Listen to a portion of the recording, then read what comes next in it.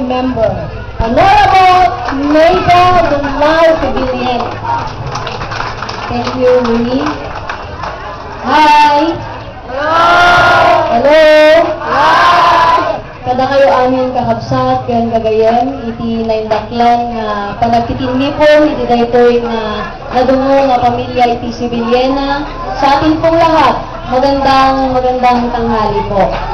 Ako po, pangalan ko ay Mabel.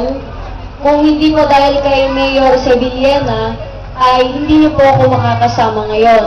Kaya niyo pong banggitin ko din po sa inyo kung paano ako naging swerte o mapalad na kaisa ninyo ngayon sa ating sineselebrate na family reunion.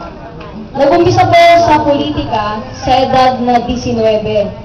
I was elected as the youngest municipal councilor of the province of Nueva Vizcaya in our beloved town of Solano. Right after I finished my term as Sangguniang Kabataan Kagawad in our beloved barangay in our town of Solano. Sabi nila, Ilocano, no abrogita iti